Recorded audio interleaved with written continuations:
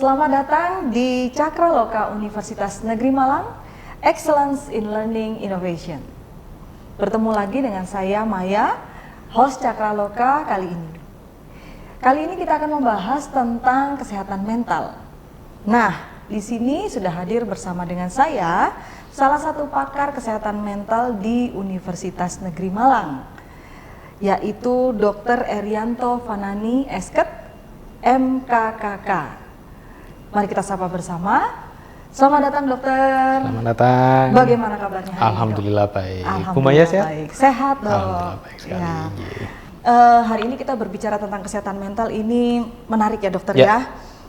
Kita lihat akhir-akhir ini banyak sekali kejadian, kasus yang juga diakibatkan oleh pengelolaan kesehatan mental yang kurang baik begitu dokter ya. Terus akhir-akhir ini sekitar 2 hari lalu ada berita tentang seorang anak SD yang melakukan bunuh diri karena bullying. Nah, gimana nih pendapat dokter? Oke, jadi sebenarnya kalau kita bicara tentang kesehatan mental ya, jadi mental health, mental illness ya, itu sangat luas sekali Bu Maya, sangat luas sekali.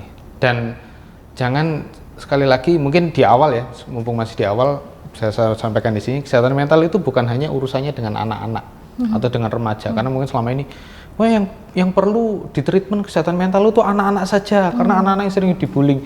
Oh, jangan dikira, kita yang dewasa ini juga kadang-kadang ikut terbully kan. Gitu, jadi kadang-kadang kita dapat beban kerja, tugas dan lain sebagainya, kita tidak bisa mengelola ya, mengelola beban itu sehingga menjadi stres, menjadi beban. Nah, ini yang sebenarnya menjadi concern kita sekarang ini, karena saya kurang tahu persis ya, apakah memang, mohon maaf ini Bu Maya, apakah memang pandemi ini berpengaruh? Karena selama pandemi ini kan kurang lebih 2 tahun ya kita ya Bu Maya, 2 tahun ini kan kita semuanya serba daring, semuanya belajar dari rumah masing-masing, work from home, sehingga nun sewu ya teman-teman dari Cakramania juga interaksi sosial kita kurang loh. Ya, bisa kita amati lah ya. Bu Maya juga sebagai dosen di sini tahulah, bisa mengamati bahwa interaksi sosial itu kurang kualitasnya, bahkan kuantitasnya juga begitu. Padahal Bu Maya, interaksi sosial itu justru kuncinya untuk pengelolaan stres. Nah, jadi mungkin kita semua yang namanya stres itu, saya tanya dulu deh ke Bu Maya, kita ini boleh stres nggak sih? Nah, stres itu nggak bisa dihindari ya Pak Nah, Dok ya? betul. Ya, jadi stres itu kan sebenarnya bukan penyakit ya. Stres itu bukan penyakit. Stres itu adalah suatu kondisi. Ya, suatu kondisi di mana saya gampangnya gini, sering ya oke lah, terminologi dari Kementerian Kesehatan, terminologi dari WHO, itu stres itu sudah ada definisinya sendiri. Tapi kalau saya pribadi, stres itu adalah proses belajar sebenarnya. Betul, Dok. Ya, seperti teman-teman yang ada di sini ya, tim dari Cakraloka, ada yang sedang belajar bagaimana merecord podcast. Ya, teman-teman dosen belajar bagaimana melakukan pembelajaran. Teman-teman mahasiswa jelas lah belajar bagaimana cara berkuliah dan sebagainya. Pada saat proses belajar itu pasti akan muncul stres, karena stres ini adalah satu proses. Ya, kalau kita belajar sesuatu, maka kita akan tertantang, kita akan berhadapan dengan sesuatu yang baru, dan stres ini sebenarnya adalah suatu bagian dari proses adaptasi. Kalau kita gagal beradaptasi, kita akan jatuh ke dalam satu kondisi yang negatif yang kita namakan sebagai kondisi distress. Ya, jadi stres itu sebenarnya ada 2 Bu Maya. Satu ada eustress dan yang kedua ada distress ya.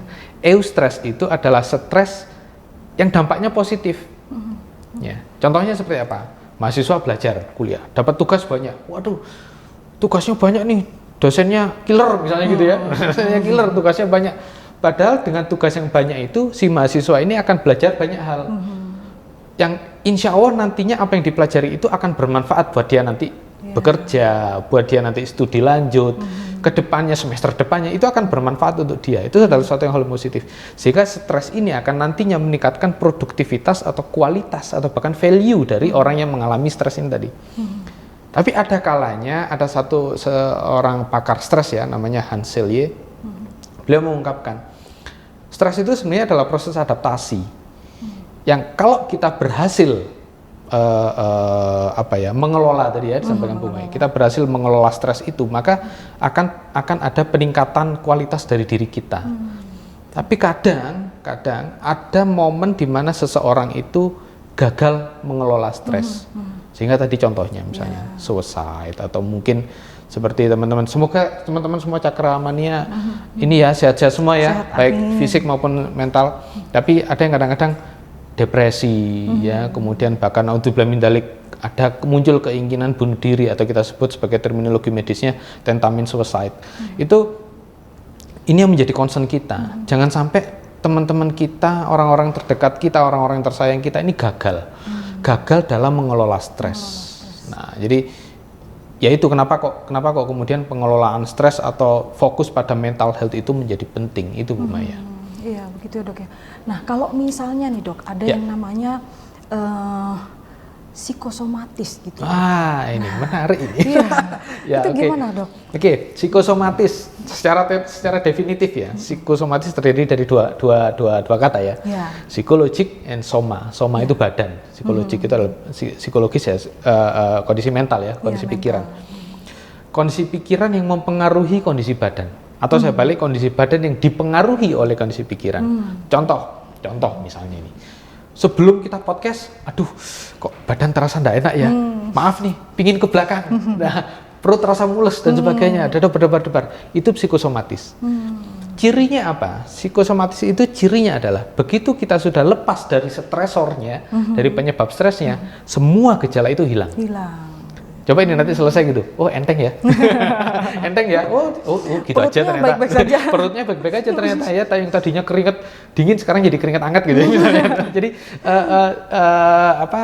psikosomatis itu mungkin orang bilang itu kan psikologis, no, ini yang menarik Bu Maya.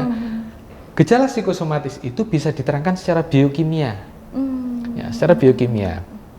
Kalau kita ini mohon maaf sedikit saya singgung secara biokimia ya. Jadi secara saintisnya, saat kita mengalami kondisi stres, maka hipotalamus yang ada di dalam otak kita itu mengeluarkan hormon ya, keluarkan hormon yang namanya adrenalin. Ya, hormon adrenalin dan hormon kortisol. Ya. Hormon adrenalin dan kortisol inilah yang kemudian menjadi yang sering disebut sebagai hormon stres. Contoh implementasinya seperti apa? Kalau kita lagi panik misalnya, kita lagi nyetir deh, misalnya anak-anak nyetir, tiba-tiba ada yang nikung dari kiri gitu ya, seret, motong jalan, otomatis kita akan kaget. Nah, hormon adrenalin kita akan secara tiba-tiba meningkat. Peningkatan hormon adrenalin ini mau tidak mau akan menimbulkan gejala berdebar-debar, nafas semakin cepat, bahkan mungkin keluar keringat dingin dan lain sebagainya. Apakah ini baik? Selama tubuh kita bisa mengkompensasi, this is good, it's okay. Nggak masalah, kita akan gitu normal, ya, itu normal. Jadi orang panik itu sebenarnya normal. Yang tidak normal yang bagaimana? Orang panik itu kemudian destruktif, itu bahayanya. Jadi, wah saya stres nih, loh enggak apa-apa. Stres, panik itu it's okay. Yang bahaya adalah, wah saya stres nih, udah deh tugasnya nggak usah tak kerjain. Kemudian mengurung diri di kamar, itu yang tidak boleh. Kenapa kok itu tidak boleh? Kenapa kok sampai terjadi seperti itu? Berarti pengelolaan stresnya tidak baik. Nah itu, jadi psikosomatis ya itu berkaitan. Hormon kortisol itu malah lebih panjang impactnya. Kalau tadi adrenalin mungkin dalam waktu sekejap ya kita bisa ini. Sementara mungkin Bu Maya dan mungkin teman-teman dari Cakramania pernah membaca berita atau mendengar berita bahwa kanker tertentu gitu ya disebabkan karena stres. Ya. Secara biokimia memang iya. Jadi hormon kortisol yang meningkat itu menyebabkan terjadinya hormonal imbalance ya, ketidakseimbangan hormon dan ketidakseimbangan sistem imun. Itu terbukti sudah secara saintifik ya. Sehingga karena itu sedikit saya flashback ya. Semoga kita semua sehat ya. Sedikit saya flashback. Pada saat kita pandemi kemarin, nasihat yang pasti keluar untuk orang-orang yang posisinya positif ya, hasil swab positif adalah ya have fun. Jangan stres, happy, selalu dibikin happy. Kenapa? Karena kalau kita stres, maka sel imun kita akan semakin depres, sel imun kita akan semakin menurun. Padahal semua penyakit yang disebabkan karena virus itu obatnya sebenarnya adalah sel imun. Sehingga bagaimana meningkatkan sel imun ya, kita harus happy supaya endorfin, serotonin dan berbagai macam hormonal yang dalam tubuh kita itu mampu menstimulus memproduksi sel-sel imun sehingga mampu melawan virus tadi. Nah, kalau dikembalikan ke dalam kondisi stres sama. Kondisi stres itu akan menyebabkan terjadinya peningkatan ada satu hormon yang ada dalam tubuh kita yang dia akan meningkat dan dia menjadi radikal bebas. Nah, ya dia akan menghasilkan radikal bebas dalam tubuh kita. Ya kita tahu lah, radikal bebas harus disingkirkan dengan banyak konsumsi vitamin dan lain sebagainya. Kalau kita bisa mengelola stres dengan baik, radikal bebas itu akan hilang kok. Nah, bagaimana caranya? Kita lawan dengan hormon-hormon tadi, endorfin, serotonin, dan lain sebagainya. Hormon kebahagiaan yang kita pernah dengar ya, hormon endorfin. Nah itu sehingga gejala psikosomatis tadi yang Bu Maya sampaikan, apakah mungkin kita kondisi stres kemudian badan terasa capek semua, pusing mungkin ya, kepala cokot-cokot itu sangat khas sekali. Gitu ya. Mungkin teman-teman Cakramania pernah lah merasakan begitu dapat tugas banyak, terutama mungkin mahasiswa ya. Begitu dapat tugas banyak, pusing di daerah sini sampai ke leher. Ya, berat gitu ya. Wah, mau megang tugas, aduh, nggak enak gitu ya. Tapi begitu tugas selesai, enteng. Nah, itu salah satu kondisi yang tadi disampaikan psikosomatis ya, psikosomatis. Apakah itu bisa dihindari? Sangat bisa. Tinggal pengelolaannya saja. Dihindarinya gimana nih, Dok? Nah, kalau dihindarinya bagaimana? Ada dua faktor. Dari faktor diri kita sendiri maupun dari faktor sosial, saya bilang gitu ya. Jadi pertama dari diri kita sendiri. Sebelum kita, semua orang pasti, jadi gini deh, saya contohkan ya Bu Maya, misalnya ya. Ada dua orang, sama-sama diberi beban tugas yang sama. Yang satu stres, yang satu tidak stres. Ini saya masih ngomongin stresnya ya. Yang satu stres, yang satu tidak stres. Kenapa bisa berbeda? Karena yang satu, misalnya, salah satu faktornya adalah ada riwayat bahwa dia pernah mengalami stres yang seperti itu dan dia berhasil mengelola itu. Sehingga this is not something new. I've been there before ya. Jadi saya pernah di sini sebelumnya. Jadi wah ini bisa ini. Oh tugas gini aja aman. 2 hari clear misalnya seperti itu. Sementara teman yang satunya lagi dia belum punya pengalaman. Belum punya pengalaman. Karena itu apa message-nya? Carilah pengalaman sebanyak-banyaknya. Terutama teman-teman Cakramania yang mungkin masih mahasiswa, masih dalam masa pendidikan. Mumpung masih sekolah, mumpung masih ada dosen PA, ya, mumpung masih ada dosen pengampu mata kuliah, sering-seringlah diskusi, sering-seringlah sharing. Insya Allah kami dosen-dosen akan membantu gitu ya, Bu ya. Jadi betul, kita akan saling membantu. Begitu ada kondisi mahasiswa yang sekiranya kurang mampu mengelola stresnya, akan selalu kita bantu. Apalagi bimbingan konseling di UM kan sangat terkenal ya, sangat terkenal sekali bahwa mampu mengelola mahasiswa begitu ya, aspek apapun lah, tidak hanya akademis. Nah, itu dari segi individualnya, termasuk nun sewu mungkin kematangan individunya.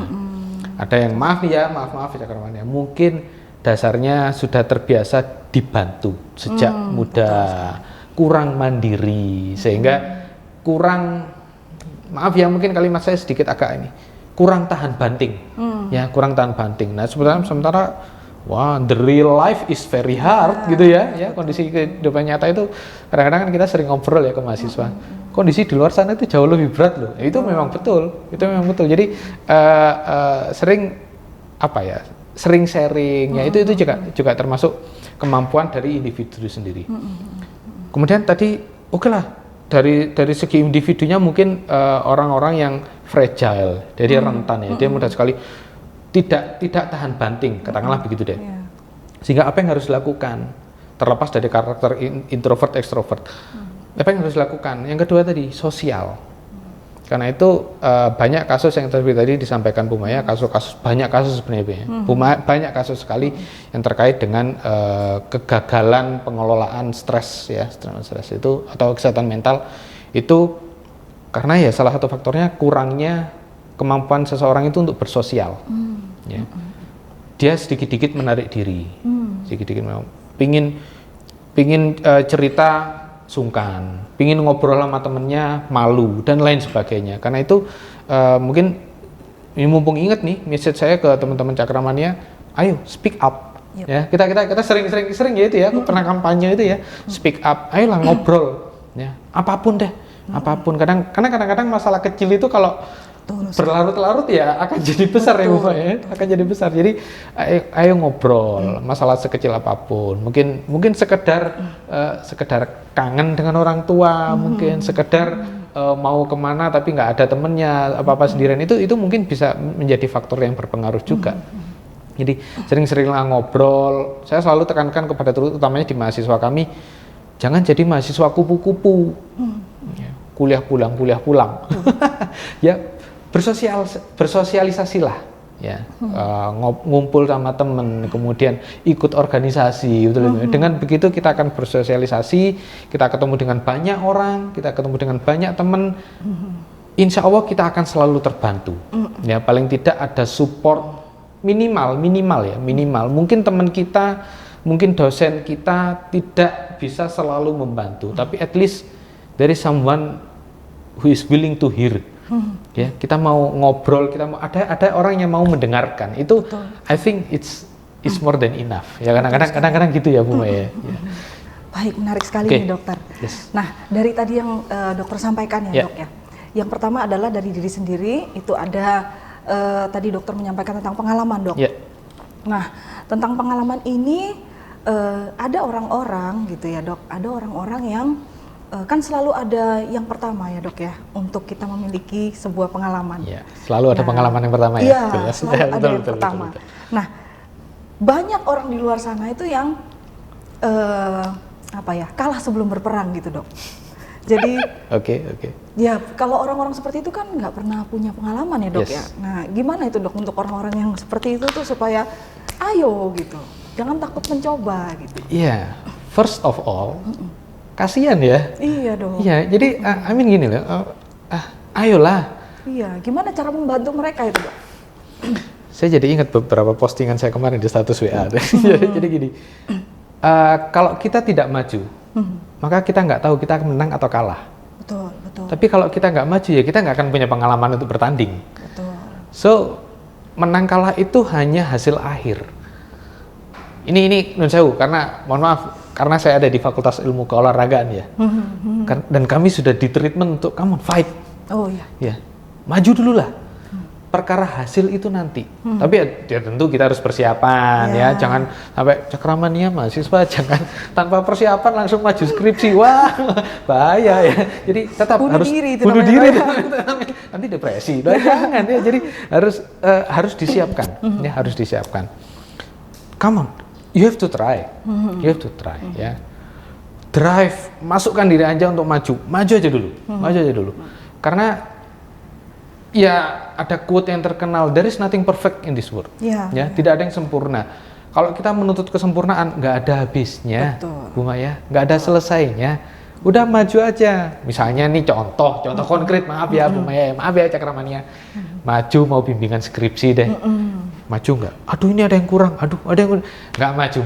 Udah maju aja, kerjakan revisinya, perbaikin. Maju lagi, lu kok direvisi lagi? Ya udah kerjakan aja. Nanti akan ada titiknya. Oh ya sudah, maju seminar proposal, perbaikan, maju sidang dan sebagainya. Jadi tetap berproses. Jadi untuk teman-teman yang mungkin belum punya keberanian, saya bilang gitu deh ya. Belum punya keberanian untuk maju. Ya, kalau bukan kamu yang memaksa ya masa Bu Maya? Siapa lagi gitu ya dok ya? Masa Bu Maya? Iya kalau ketemu saya ya dok. Nah, makanya, jadi ya harus kita memang harus kita. We have to fight. Perkara menang kalah itu hasil akhir. Tapi insya Allah semuanya, ya kita pernah membaca quote, hasil tidak akan mengkhianati proses. Kebalik ya. Proses tidak akan mengkhianati hasil. Proses tidak akan mengkhianati hasil. Nah itu. Ya, you have to try. Ya sekali lagi tetap ya doa ya. Tetap ya doa itu yang utama. Kalau toh memang sudah berproses dengan maksimal, toh akhirnya kurang memuaskan juga jangan berkecil hati. Pasti ada hikmah Bu Maya. Betul. Pasti ada. Maaf ya. Ini saya tidak bermaksud menggurui Bu Maya. Kita sharing aja ya teman-teman Cakramania. Kadang-kadang satu kegagalan itu ya kecewa pastilah. Betul. Duh saya udah nyiapin skripsi kok masih ditolak dan sebagainya. Sudah berapa kali ini? Ya. Pasti ada hikmah. Siapa tahu ternyata dalam proses pengerjaan skripsi selanjutnya itu nanti bisa ternyata bisa mengajukan dana bantuan skripsi penelitian kan ada hikmahnya di sana. Mengajukan untuk hibah publikasi dan lain sebagainya. Jadi selalu ada hikmah dan ya enjoy the process. Kenapa enjoy? Itu tadi meskipun kita dalam kondisi stres tapi kita harus tetap fun ya. Kita harus tetap fun ya. Kita harus tetap fun. Oke, udah jalanin aja. Kalau orang Jawa Barat bilang jabanin aja dah. Jabanin gitu. ya dok ya. Jabanin Dan aja. dengan positive thinking pastinya dok ya. Positive thinking, betul. Positive thinking itu yang dalam tanda kutip menyelamatkan Iya. kita dari hal negatif. Ya, itu tadi jadi termasuk faktor individu, jadi persepsi ya. Persepsi dan asumsi kita ternyata. Ini pot kok kayaknya nggak bener deh. Udah yakin aja. Ini bagus kok.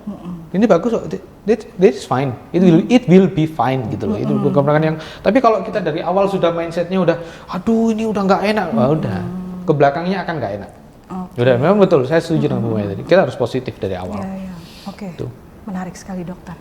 Berikutnya dok. Tadi yang kedua adalah sosial dok ya. Yang kedua adalah sosial. Nah, tidak jarang orang-orang itu punya trauma gitu dok. Yes. Trauma, kecewa sama sahabatnya mungkin, dia pernah terbuka, tapi ternyata keterbukaannya itu disalahgunakan sama, kan banyak seperti itu dok ya, akhirnya malah akhir-akhir ini banyak menyebabkan stres gitu ya kan. Nah itu gimana dok? Makanya mungkin orang-orang itulah nanti yang akan ya sudah saya nggak akan pernah mau lagi cerita ke orang lain, gitu. Akhirnya menutup diri. Nah itu gimana itu dok? Padahal kan kita butuh ya dok ya sebenarnya. Oke. Satu mungkin ya we have to find the right one ya. Kita memang kadang-kadang perlu mencari, melihat dan menemukan satu orang yang tepat. Dan mungkin masalahnya adalah yang perlu ditekankan yang menjadi perhatian teman-teman adalah tidak harus seumuran loh. Teman-teman sharing itu ya, teman sharing itu bahkan saya mohon maaf ya, ini pribadi ya, maksudnya dari cerita pribadi. Seringkali ya nggak banyak sih, ada beberapa mahasiswa itu yang malah lebih nyaman ngobrol apapun dengan saya, kadang saya tanya, kamu ngomong gini nggak ke orang tuamu? Nggak dok, takut dimarahin. Takut nggak boleh pulang misalnya gitu ya. Jadi kadang-kadang tidak harus dengan teman sebaya, dari teman sebaya. UM punya bimbingan konseling, kenapa nggak ngobrol? Saya kira rekan-rekan profesional di bimbingan konseling juga tidak hanya 1-2 orang gitu loh. Silakan teman-teman mungkin mahasiswa atau siapapun lah ya, karena mental health issues itu kan tidak mengenai kelompok tertentu saja ya, semua orang bisa. Kadang kita sering ngobrol, dan ini mungkin menindaklanjuti yang tadi disampaikan Bu Maya. Kadang-kadang kita perlu memilih dan memilah. Misalnya contoh ya Cakramania. Saya ngobrol dengan Bu Maya, mungkin tidak semuanya saya sampaikan. Mungkin tidak semuanya saya obrolkan dengan Bu Maya. Saya harus memilih dan memilah. Oh, yang ini saya perlu ngobrol dengan Bu Maya. Yang ini saya ngobrol sama yang lain deh. Yang ini saya ngobrol sama orang tua deh. Ada yang kadang-kadang saya pernah muda, saya pernah mahasiswa. Bukan berarti saya sekarang tua ya. Saya pernah muda. Kadang-kadang ada hal-hal yang kita nggak pingin ngobrol sama orang tua kita. It's okay, ngomong ke siblings kita, ngomong ke keluarga kita, ngomong ke kakak, adik, ponakan dan sebagainya. Tapi speak up, ngomong. Kadang jangan, ya ini mungkin saya nggak suka tuh ngomong. Nanti kalau ngomong takut dibully dan sebagainya. Saya tak bikin status aja, hati-hati ya teman-teman Cakramania. Status itu dibaca banyak orang. Ya, status WA, Reels, apalagi sih TikTok, ya apapun lah ya, apapun ya, itu dibaca banyak orang. Kadang ada orang yang mungkin sudah punya persepsi tertentu dengan kita sehingga salah menginterpretasikan apa yang kita baca, apa yang kita upload. Jadi tetap hati-hati. Kalau saya lebih prefer, saya sendiri insya Allah sampai saat ini status WA, saya nggak main medsos yang lain ya. Tidak begitu intens, tapi status WA itu kadang saya ya cuman gambar-gambar yang menarik dan sebagainya, tidak pernah membuat kata-kata yang menyinggung satu dan lain hal, karena saya lebih berhati-hati kepada jangan sampai disalah persepsikan oleh orang lain. Sehingga tadi karena itu kita perlu untuk sharing pun karena memang kadang kita perlu memilih dan memilah ya. Jadi misalnya saya mau sharing tentang, nah ini menarik, ini cerita ya Bu Maya, cerita ya. Ada Mbak, ya nggak banyak sih, nggak enak kalau saya ngomong banyak. ada beberapa mahasiswa itu yang sharing ke saya, padahal dia bukan bimbingan saya. Justru dari situ dia malah dapat insight. Karena kenapa? Kadang kalau dari dosen bimbingannya dia ada terbebani harus menuruti. Sementara menurut dia itu nggak begitu gitu loh. Ya, dan itu saya alami sendiri dulu. Saya dulu waktu sekolah pendidikan pasca sarjana itu dengan dosen bimbing saya, kok begini ya, kok ada perbedaan pemahaman. Tapi nggak bisa ngomong gitu dok ya? Bisa ngomong pun di reject. Iya betul. Ya, bisa ngomong pun di reject seperti itu. Ya sudahlah, apa daya saya sebagai mahasiswa kan gitu ya.